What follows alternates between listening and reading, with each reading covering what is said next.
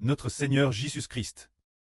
Alors qu'il se rendait Jérusalem, il a prédit sa propre mort.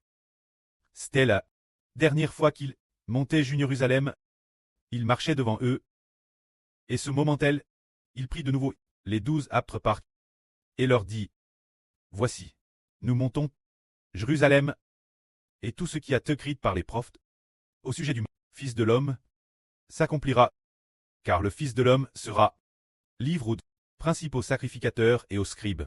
Ils le condamneront mort, et le livreront au pain. Ils se moqueront de lui, l'outrageront, cracheront sur lui, le flagelleront, et le feront mourir. Mais le troisième jour, il ressuscitera. C'était la dernière fois que le Seigneur Jésus-Christ, Père, disait sa propre mort, c'est-à-dire que, cette fois-ci, après Strémon, Jérusalem, il allait être flagelle, outrage, et finalement mis mort, mais le troisième jour il ressusciterait.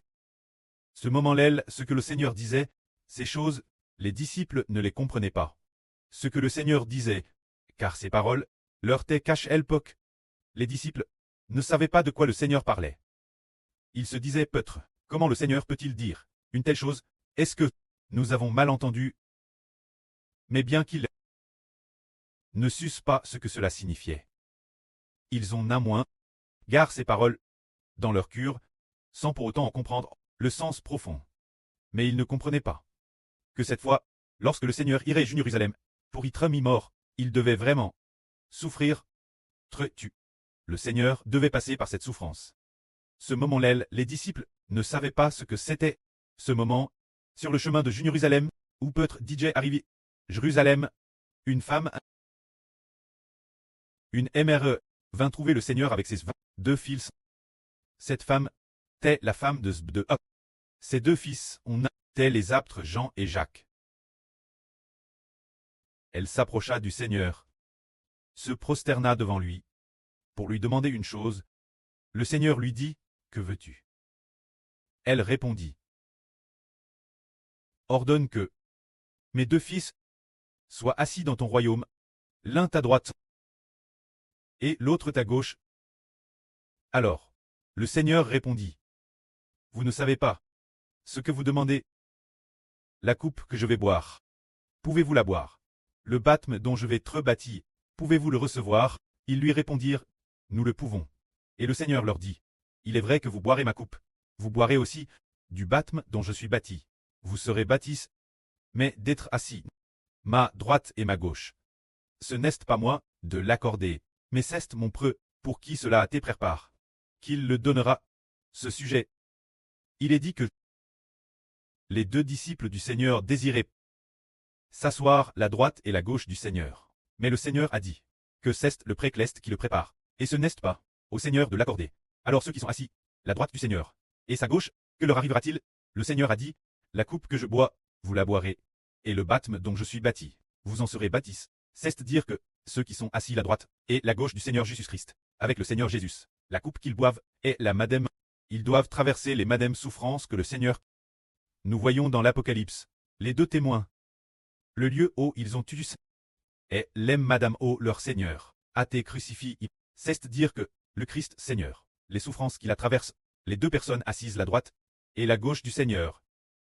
Ces 2 enfants doivent aussi traverser les madame souffrances que le Seigneur, pour l'obtenir, bien que les disciples, les apôtres du Seigneur, doivent aussi traverser des souffrances comme le Seigneur, mais ceux qui pourront finalement s'asseoir, la droite et la gauche du pré, c'est ce que le pré a prépare. Pour qui le pré la prépare, il le donnera, c'est lui. Pour le Seigneur savait pour qui le pré l'avait préparé. Mais ce moment-là, il ne l'a pas dit aux disciples. Il le savait. Plus tard, après la transfiguration du Seigneur, le Seigneur Jésus-Christ a champ d'apparence, ils avaient déjà vu ces 2 prophètes. Ils savaient, l'Apocalypse. Quand l'apôtre Jean a écrit l'Apocalypse, il a probablement compris que ce sont ces 2 témoins qui allaient recevoir cette fonction. Ce moment-là, les disciples sont venus vers le Seigneur. Et le Seigneur leur a enseigné. Vous savez que les chefs des nations dominent sur les peuples. Et les grands exercent le pouvoir sur eux. Mais parmi vous, il ne doit pas être ainsi. Quiconque veut être grand parmi vous doit être votre serviteur.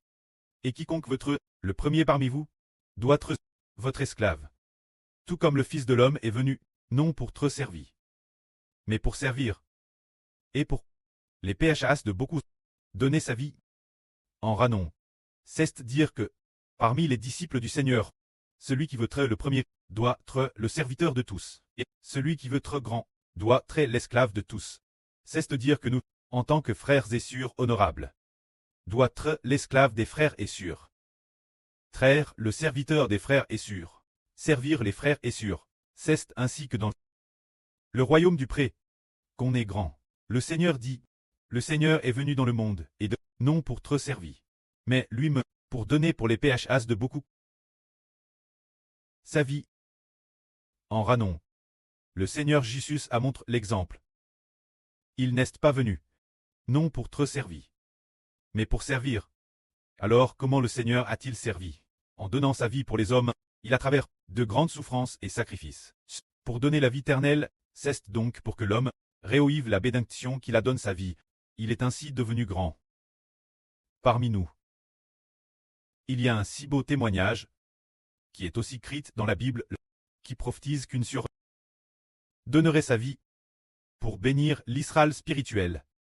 Se dire là sur Rebecca, si dispose servir et donnant sa vie pour purifier les phas des enfants du peuple.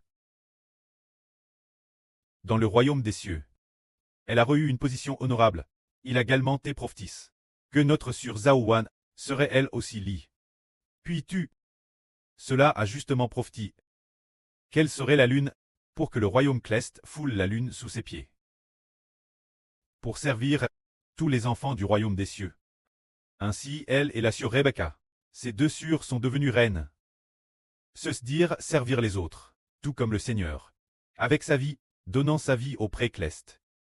Pour ses propres enfants.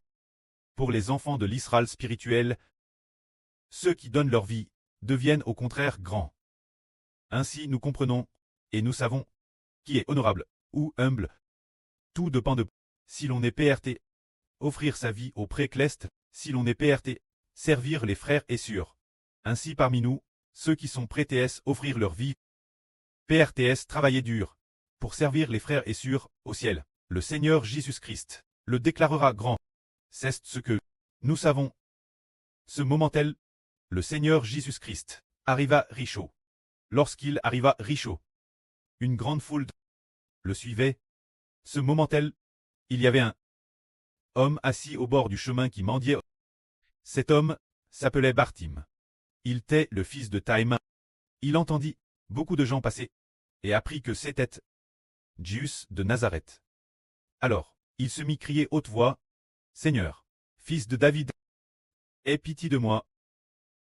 Aie pitié de moi. » Alors, ceux qui marchaient devant le reprirent en disant de se taire. Mais il n'en criait que plus fort, « Seigneur, fils de David, aie pitié de moi. » Alors le Seigneur s'arrêta. Le Seigneur dit aux gens, « Appelez-le. » Alors l'aveugle s'approcha du Seigneur. Le Seigneur lui demanda, « Que veux-tu que je fasse pour toi ?»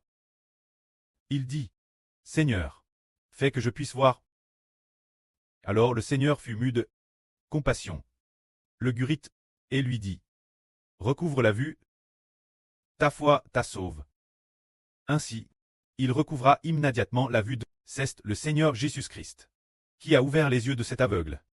Il semble que ce moment-tel, le Seigneur passait par Richaud, probablement, pour se rendre Jérusalem, car le Seigneur Jésus devait aller, de la Galile, vers Jérusalem, et comme il t'est dit, arrive Richaud. Alors TRS bien, il devrait arriver, Jérusalem, dans peu de temps. Il y arriverait bien. Jérusalem. Ainsi, nous comprenons qu'une seule parole du Seigneur Jésus a suffi pour que cet homme soit guéri. Il a dit, recouvre la vue, ta foi t'a sauve. Le Seigneur a dit ces mots, disant, ta foi t'a sauve. Et nous, c'est par la foi que nous pouvons rester fermes. Prenons un exemple. Par exemple, comme notre frère Hébert aujourd'hui. Ses yeux aussi ont été gravement attaqués. Satan attaque constamment. Attaquant les yeux, attaquant par la somnolence, attaquant par diverses douleurs corporelles. Pour quelle raison? Parce que nous devons faire de notre mieux pour bâtir Donc les attaques de Satan sont particulièrement fortes. Dans ce cas, comment devrions-nous faire pour pouvoir vaincre? Il est dit ici, recouvre la vue, ta foi, ta sauve. C'est par la foi que cela peut s'accomplir. Tout comme il y a quelque temps. Nous avons confié aux frères et sœurs la fabrication de 144 trompettes. Ces 144 trompettes, au début c'était le frère Hébert qui les fabriquait. Après leur fabrication, elles pouvaient être redistribuées aux frères et sœurs. Pendant le processus de fabrication, cela a pris plus de 10 jours, une période assez longue. Peut-être environ un demi-mois. Cette fois-ci, cela a pris, pour préparer 144 bédictions. Cela a également pris PRS de 20 jours pour finir. Ce processus était un processus où Satan attaquait constamment, mais la fin. Comment avons-nous vaincu? C'était au point de ne pas pouvoir garder les téléphones portables sur soi, car Satan attaquerait. Alors nous louions tout en travaillant, louer tout en agissant, permet de vaincre. Nous faisons ce saint ministère. Étant attaqué, le Seigneur a dit, ta foi t'a sauvé. C'est par la foi que nous, par la foi, surmontons les attaques du diable. Nous croyons ce que le précleste a dit à Ishbert. Cette parole, ce que le prêtre et le Seigneur ont dit. Cette parole, disant, Ishbert a comment le travail, et l'achèvera certainement. La reconstruction du second temple consistait à rejeter ce qui précédait, complètement et l'abandonner. La première fois que nous avons construit le temple, nous avons passé plus de 6 mois à le construire. Tant de chansons que nous n'avons pas utilisées. C'était une reconstruction. Ces chansons, elles, pas une seule chanson, que nous proclamons au nom du Seigneur Jésus-Christ. Alors, cette fois-ci, c'est bon. Il y a 100 chansons. 880 chapitres pour chaque. 100 chansons pour chaque chapitre. Sont toutes proclamées par nous, au nom du Seigneur Jésus-Christ. C'est un grand projet. Et ce grand projet, pendant sa construction, nous nous souvenons qu'autrefois, sous Zorobabel, lors de la construction du temple, durant ce processus, il y avait des gens de Satan, qui venaient faire obstacle, faisant obstacle de manière fausse. Cette affaire, écrite dans le livre d'Esdras, ceux qui appartiennent à Satan, faisaient constamment barrage, faisant obstacle, pour empêcher les Juifs de bâtir le temple. Mais plus tard, il y eut le prophète Hague, et aussi le prophète Zacharie. Ils sont venus encourager les gens de l'époque en disant, les mains de Zorobabel ont pour les fondations de ce temple, et ses mains l'acveront. Cette parole a encouragé Zorobabel qui construisait le temple à l'époque, et cette parole, c'est de Dieu qui par le prophète, l'a dite Zorobabel. L'Éternel des armes parle ainsi. Les mains de Zorobabel ont pour les fondations de ce temple, et ses mains l'acveront. Regardons, rien que prêcher 4 sessions de vrille en une matinée. Subit de telles attaques. Des attaques terrestres graves. Alors combien plus pour la construction du temple? Bâtir le temple signifie que Satan va prier. Une fois le temple construit, Satan priera certainement. Le royaume de Satan commencera à s'effondrer progressivement. Mais pour un temple si précieux, les attaques de Satan sont grandes. Mais comment pouvons-nous remporter la victoire? Comme il est dit ici, ta foi t'a sauve. Nous croyons au précleste. Nous croyons que le Seigneur nous donnera la force, qu'il nous donnera la puissance, pour que nous ayons la force de vaincre le diable, et qu'enfin nous puissions achever la construction du temple. Une fois le temple construit, le précleste et le Seigneur recevront, depuis notre temple, la louange. Ainsi la nation d'Israël triomphera du royaume de l'ennemi. Que la gloire soit auprès et au Seigneur. Amen.